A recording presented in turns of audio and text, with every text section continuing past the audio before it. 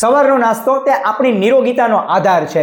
જી હા મિત્રો, તમે સાચું જ સાંભળ્યું છે કે સવારનો નાસ્તો, અને તે પણ જો આપણે પૌષ્ટિક નાસ્તો આપણે કરીએ તો જરૂરથી તે આપણા આરોગ્ય અને આપણે નિરોગીતાનો તે શ્રેષ્ઠ આધાર છે।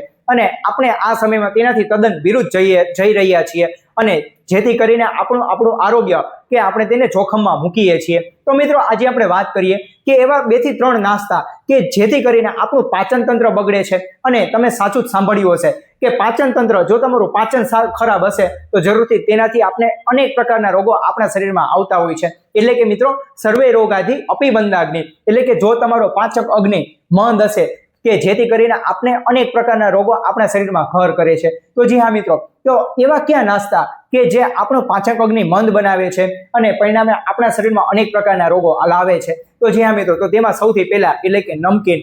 અને આ સમયમાં કેટલા લોકો એવા છે કે જેમને સવારના નાસ્તામાં ચા ભાખરી કે જેમને બાદ કરતા અને તેની જગ્યાએ આપણે નમકીન લેતા હોઈએ છીએ। અને નમકીન કે જેથી કરીને તે એકદમ ડીપ ફ્રાય થયેલું હોય છે, અને તે જે ડીપ ફ્રાય એટલે કે વધારે પડતું તળેલું હોય છે, અને સાથે સાથે તેમાં ઘણી વખત સોડા એસ નાખેલો હોય છે, એટલે કે સોડા નાખેલો હોય છે, અને તેને કારણે આપણા શરીરમાં બેડ કોલેસ્ટ્રોલનું પ્રમાણ વધે છે, એટલે કે ખરાબ કોલેસ્ટ્રોલનું પ્રમાણ વધે છે, કે જેથી કરીને બીપી અને ઘણી વખતે સુગરની તકલીફો એટલે કે ડાયાબિટીસ આવી જવું, આવી તમામ સમસ્યાઓ આપણે અવારનવાર તે નોતરે છે।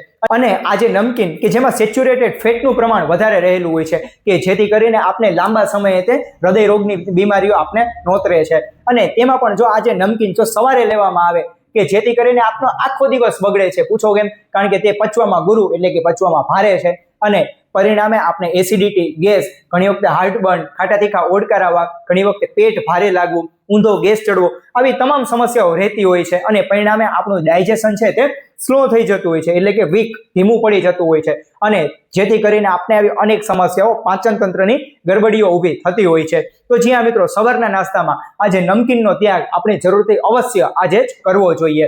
અને સાથે બીજું અને સૌથી અગત્યનું એટલે કે મિત્રો, આ સમયમાં કેટલા લોકો સવારના સમયમાં બિસ્કિટ અને ટોસ્ટનું સેવન કરતા હોય છે। અને જે બિસ્કિટ અને ટોસ્ટ કે જે મેંદામાંથી બનેલું છે, અને મેંદો તે એકદમ બારીક પ્રમાણમાં રહેતો હોય છે, અને આ જે મેંદાનું સેવન કરવાથી આપણે અકાળે ડાયાબિટીસની તકલીફો, ઘણી વખતે બીપી અને કોલેસ્ટ્રોલની તકલીફો રહેતી હોય છે। એટલું જ તો ઠીક છે, આ સમયમાં કેટલા લોકો એવા છે કે જેમને ફેટી લીવરની સમસ્યા રહે છે, અને ફેટી લીવર તે આ સમયનો સૌથી સળગતો પ્રશ્ન છે। તો જી હા મિત્રો, જો આપણે સવારના સમય દરમિયાન મેંદાવાળા ટોસ્ટ કે પછી બિસ્કિટનું સેવન કરીએ કે જેથી કરીને આપણું પાચન તંત્ર નબળું પડે છે, અને પરિણામે આપણે અનેક પ્રકારની બીમારીઓ સતાવે છે, તો જરૂરથી મિત્રો આજે ને આજે બિસ્કિટ કે પછી ટોસ્ટનું સેવન શક્ય હોય ત્યાં સુધી ટાળવું જોઈએ। અને ત્રીજું અને સૌથી અગત્યનું કે આપણે આ સમયમાં, અને તેમાંથી આજની યુવા પેઢી કે ફ્રૂટ જ્યુસ પીતા થઈ ગયા છે, તો જી હા મિત્રો, ફ્રૂટ જ્યુસ પીવો તે એક જાતનો સારો કોન્સેપ્ટ છે, પરંતુ તો તેની જગ્યાએ આપણે આખા ફળો ખાઈએ, એટલે કે ચીર કરીને કાપેલા ફળો ખાઈએ, કે જેથી કરીને તેમાંથી મળતા ફાઈબર્સ આપણે ઇઝીલી તે મળી રહે છે, કે જેથી કરીને આપણે જે કબજિયાત જેવી સમસ્યા છે તે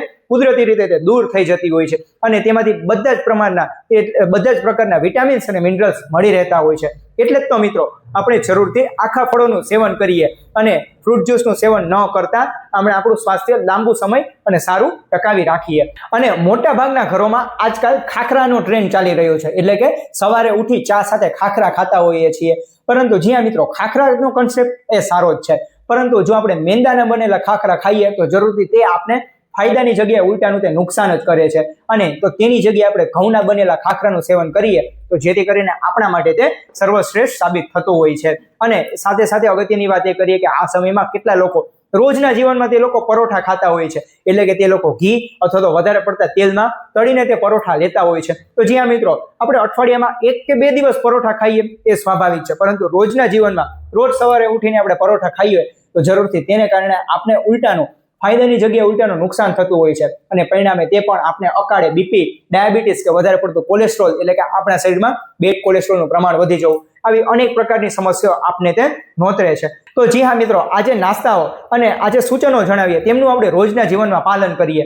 અને મિત્રો, આશા રાખું છું આ માહિતી તે તમારા દરેક મિત્રો સુધી પહોંચાડો, કારણ કે આ સમયમાં કેટલા લોકો એવા છે કે જે સવારે ઉઠીને નવા અને આવા અલગ અલગ વિરુદ્ધ નાસ્તાઓનું સેવન કરે છે, કે જેથી કરીને તેમનું શરીર, તેમનું આરોગ્ય તે જોખમમાં મૂકે છે।